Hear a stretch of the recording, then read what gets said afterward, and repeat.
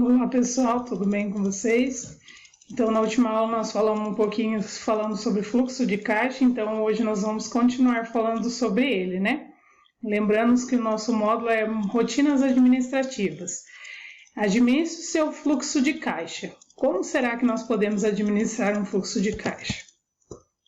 Segundo o Sebrae, de cada 10 pequenas empresas abertas no Brasil, apenas 2 sobrevivem até o 5º ano de vida, ou seja, até 5 anos, apenas 2 empresas dessas 10 empresas, né, elas fecham as portas. Por que será? Qual será o motivo que as empresas fecham, né? Trata-se de uma mortalidade superior a 80%, né? Ou seja, 80% das empresas que abrem, elas fecham. No Brasil, de cada 10 empregos, 6 ou 7 são oriundos das micros e pequenas empresas. Ou seja, né, são as empresas que mais sobrevivem, são as micros e pequenas empresas. A pesadíssima carga de impostos, falta de acesso ao crédito, juros abusivos, mudanças repentinas no cenário econômico e nas regras de mercado, queda na renda do trabalhador também fazem as suas vítimas. Podemos jogar toda a culpa na crise? Será? Por que as empresas quebram? Então, por que será que as empresas quebram? Quais são os motivos? Será que é só por causa que o país passa por uma crise? Primeiro, a falta de conhecimento e cultura do candidato a empresário, ou seja, o candidato no caso, o dono da empresa, né? Segundo, a incompetência para se relacionar com o mercado, fidelizar cliente e expandir os negócios. 3. A falta de estratégia que impede ao empresário enxergar o conjunto da empresa como um todo, não apenas os tão almejados lucros de curto prazo, né? Então, tem empresários, né, no caso, eles enxergam a empresa quando ela está dando lucro ali, amanhã ou depois, e a longo prazo. Então, falta o quê? Falta uma estratégia da parte dos empresários. E o fluxo de caixa? Então, nós falamos isso até agora para chegar, né, ao fluxo de caixa, que é o nosso assunto. Pessoa despreparada, produtos de má qualidade, não conseguir controlar seus próprios custos, não investe em serviços, propaganda e etc. Ou seja, os empresários acabam não contratando pessoas despreparadas, tem produtos de má qualidade, não consegue controlar os seus próprios custos, não investe em serviços, não investe em propaganda e mais outras coisas também. A esperança? O cenário atual. O custo financeiro é alto. A concorrência é cada vez mais competitiva. Consumidores que exigem maiores prazos de pagamento, né? Os consumidores hoje em dia querem comprar, mas quanto mais prazo, melhor, né? Fornecedores que concedem prazos menores de pagamento. Então, os consumidores querem prazo maior, mas os fornecedores não querem conceder os prazos longos, né? Eles querem os prazos menores para o pagamento um pouco mais rápido. Dirigindo um carro.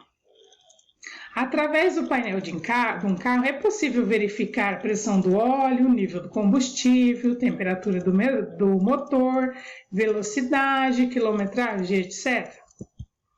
Sim, que é um ciclo, né? Ciclo operacional. Então, nesse caso, compra de mercadoria, estoques, venda de mercadoria, o ciclo econômico, saída de caixas e entrada de caixa, que é o nosso ciclo financeiro. O que seria então esse fluxo de caixa?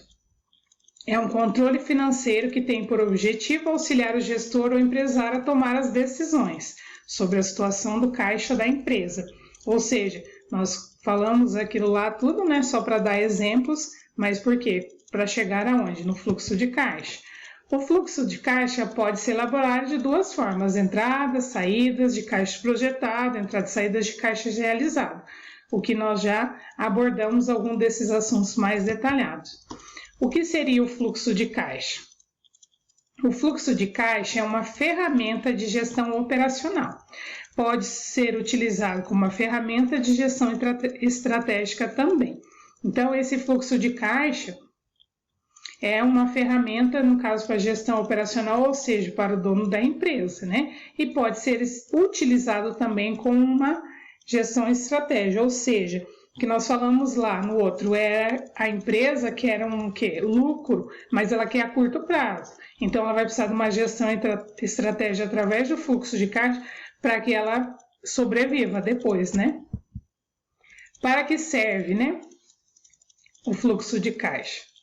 Planejar, controlar as entradas e saídas de caixa num período determinado de tempo, normalmente um mês ou vários meses. Ou seja, tudo que entra, tudo que sai, nós até falamos no último que colocar até os centavos que entra ou até os centavos que sai tem que colocar no fluxo de caixa. Um cafezinho que a gente pode pagar para um cliente, né? Ah, mas isso não vai fazer falta? Vai fazer falta. Então, planejar e controlar tudo que entra e sai no fluxo de caixa. É para isso que serve um fluxo de caixa. Auxiliar também o empresário ou gestor de pequenos negócios a tomar decisões antecipadas sobre o fluxo de caixa financeiro da empresa, né? Então, serve para quê? Para que auxilie também o dono da empresa. Nós também falamos na última aula que os micros e pequenos empresários acabam misturando as contas pessoais com as contas da empresa, né? O que não é certo, né? Então, o fluxo de caixa tem que ficar certinho. Só o que entra e o que sai da própria empresa, não as contas particulares, né? Pessoal deles.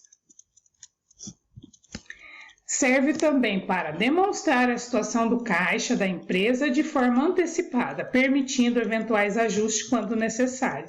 Ou seja, esse fluxo de caixa serve, por exemplo, quando vai chegar no dia de pagar os funcionários, né? Então, dependendo como é que está a situação do caixa, né? Do fluxo de caixa, pode haver ajuste, pode ser que eles tenham que emprestar dinheiro, fazer empréstimo, né? O dono da empresa.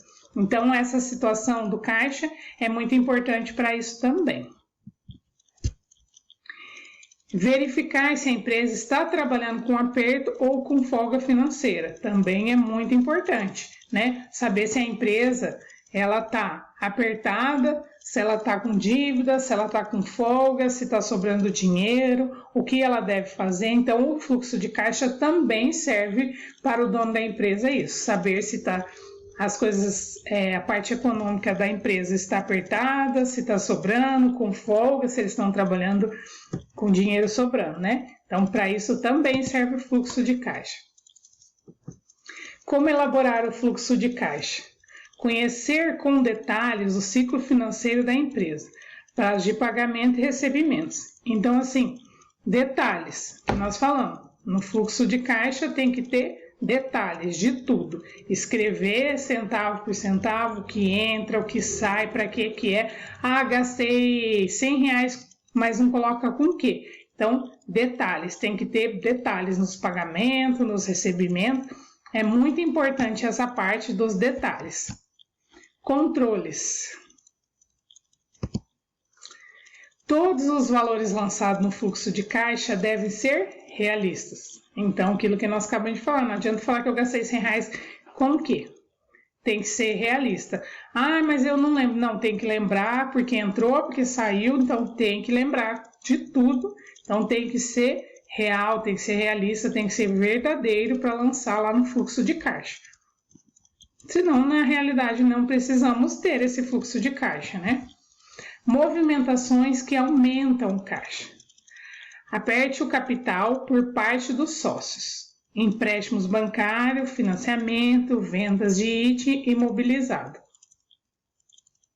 Então, são movimentações, no caso, que é o capital, né, da empresa ou dos sócios, os empréstimos que faz bancários, financiamento, venda de itens, né? Então, tudo isso faz essas movimentações para aumentar o caixa, ou seja, aumentar o fluxo de caixa, colocando todos os detalhes, né? Tem que ter lá.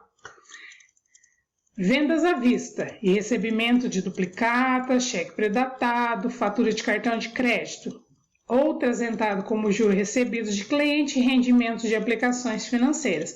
Então, também aumenta o caixa, ou seja, o fluxo de caixa, principalmente as vendas à vista, né? Aumenta porque são dinheiros na hora. As duplicata, daí demora um pouco mais, né? Que tem os prazos, cheque pré-datado também, fatura de cartão de crédito, porque ela tem os juros, então demora um pouco mais isso para aumentar o caixa.